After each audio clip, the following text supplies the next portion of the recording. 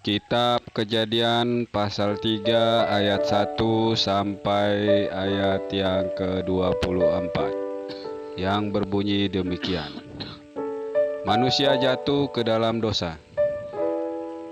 Adapun ular ialah yang paling cerdik dari segala binatang di darat yang dijadikan oleh Tuhan Allah.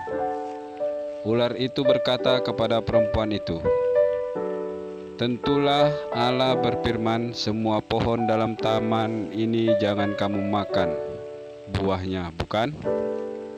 Lalu sahut perempuan itu kepada ular itu, "Buah pohon-pohonan dalam taman ini boleh kami makan. Tetapi tentang buah pohon yang ada di tengah-tengah taman, Allah berfirman, jangan kamu makan ataupun raba buah itu, nanti kamu mati." Tetapi ular itu berkata kepada perempuan itu, "Sekali-kali kamu tidak akan mati. Tapi Allah mengetahui bahwa pada waktu kamu memakannya, matamu akan terbuka dan kamu akan menjadi seperti Allah, tahu tentang yang baik dan yang jahat." Perempuan itu melihat bahwa buah pohon itu baik untuk dimakan dan sedap kelihatannya. Lagi pula pohon itu menarik hati karena memberi pengertian. Lalu ia mengambil dari buahnya dan dimakannya, dan diberikannya juga kepada suaminya yang bersama-sama dengan dia. Dan suaminya pun memakannya. Maka terbukalah mata mereka berdua dan mereka tahu bahwa mereka terlanjang. Lalu mereka menyemat daun pohon ara dan membuat cawat. Ketika mereka mendengar bunyi langkah Tuhan Allah yang berjalan-jalan dalam taman itu pada waktu hari sejuk, bersembunyilah manusia dan istrinya itu terhadap Tuhan Allah di antara pohon-pohonan dalam taman. Tetapi Tuhan Allah memanggil manusia itu dan berfirman kepadanya, "Di manakah engkau?"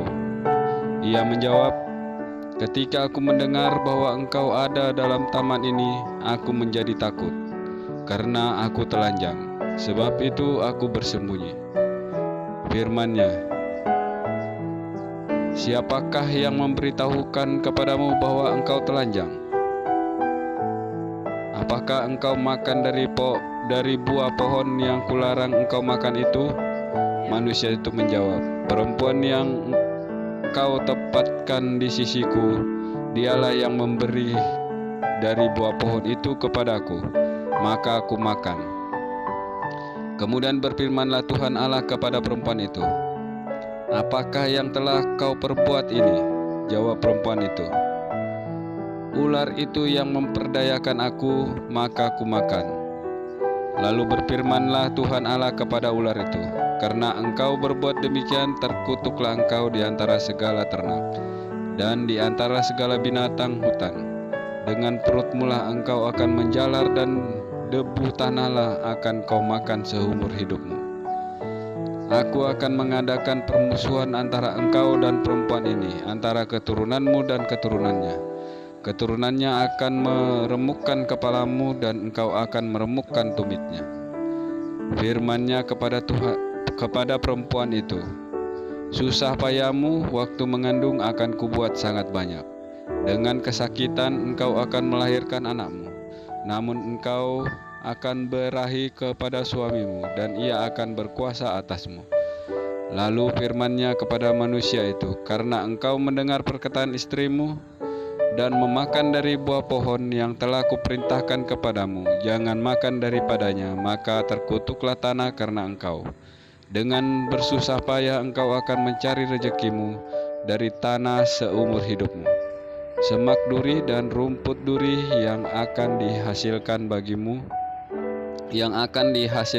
bagimu, dan tumbuh-tumbuhan di padang akan menjadi makananmu.